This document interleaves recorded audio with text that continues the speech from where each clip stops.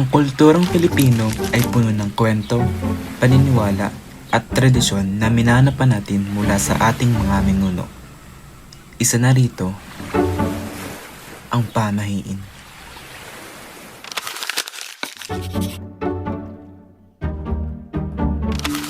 Ang mga paniniwala sa sinabuhay ng maraming henerasyon upang magdala ng swerte, umiwas sa malas, bigyang kahulugan ng pangyayari sa buhay. Sa video na ito, aalamin natin kung bakit mahalaga ang pamahiin. Saan ito nagmula, ilang kilalang halimbawa, at kung paano naapekto ng marami sa atin hanggang ngayon.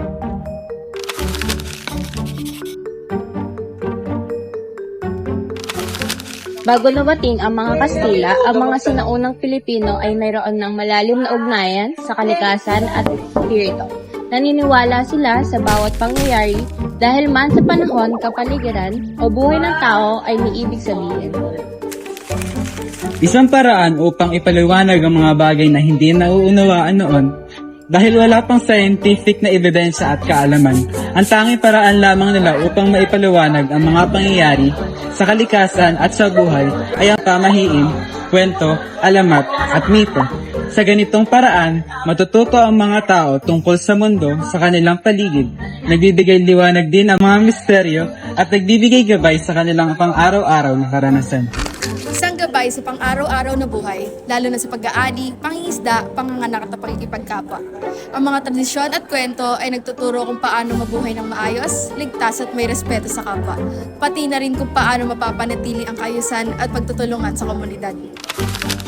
Sa lahat, isang paraan upang mapanatili at maipasa ang kultura at tradisyon ng kanilang lahi.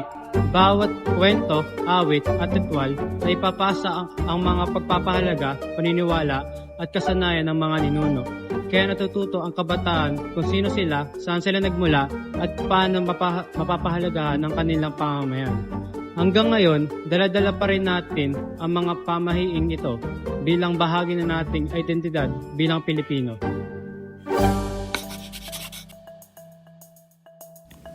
Noong panahon ng pananakop, maraming pamahiin ang naging bahagi ng pang-araw-araw na buhay ng mga Pilipino.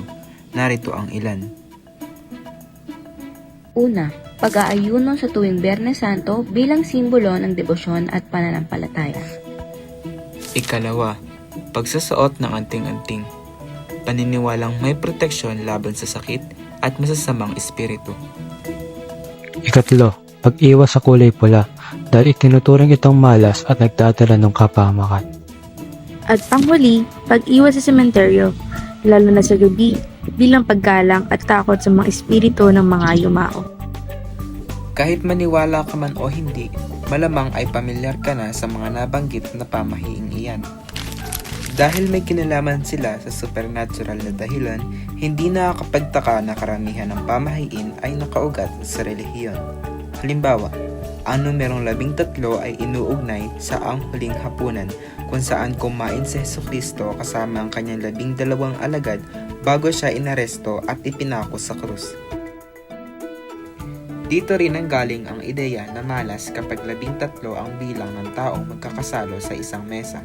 Kalaunan, lumawak ito at naging paniniwala na ang 13 ay malas na numero sa pangkalahatan. Ang lahat ng ito ay hindi lamang mga paniniwala, kundi salamin ng kultura, relihiyon at espiritualidad ng mga Pilipino noon. Kahit makaluma, ang mga pamahiin ay nananatili sa ating kultura at makikita ito sa mga kwentong bayan hanggang ngayon.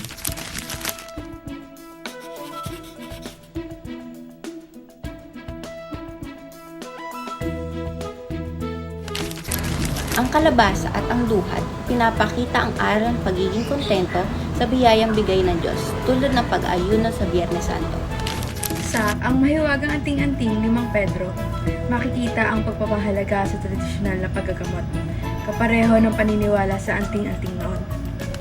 Sa ang misteryosong pintura, lumalabas ang takot sa kulay pula at kung paano minsan ay nagiging hadlang ang pamahiin sa pagtuklas ng bagong kaalaman. At sa ang gitara ng alaala, parehong ipinapakita ang paggalang sa mga yumao at ang paniniwala sa koneksyon ng mga patay at buhay.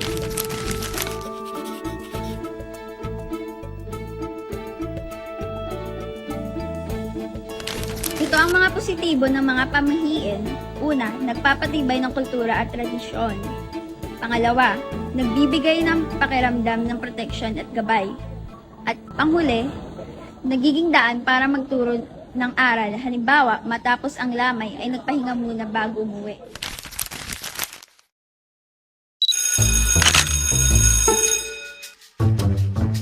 Ito, sa score mo kanina! Oo nga, di ba sabi mo di ka naman nag-review? Nalagay kasi ko ng peso sa ilalim ng unang ko kagabi. Ano pala yun? Ganun pala yun. Oo, ganun yun. Narito ang mga ilang negatibong epekto ng pamahiin.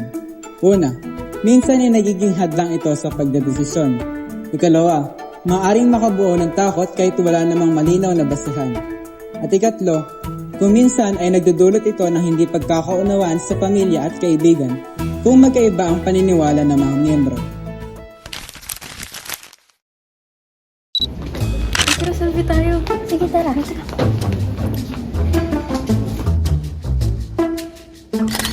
ka nasa gitna? Di ba malas yun? Ano nga pala? Ikaw na nga lang, Bes. Ikaw na lang. Ikaw. Ayoko malas yun. Ikaw na. Huwag na. Sige, huwag na. Ang pamahiin ay hindi lang lamang basta paniniwala. Ito ay bahagi ng ating kasaysayan, ating pagkakakilanlan, at ng mga aral na iniwan ng ating mga ninuno. Maaring hindi ito kasi hindi ng paniniwala nung naunang henerasyon.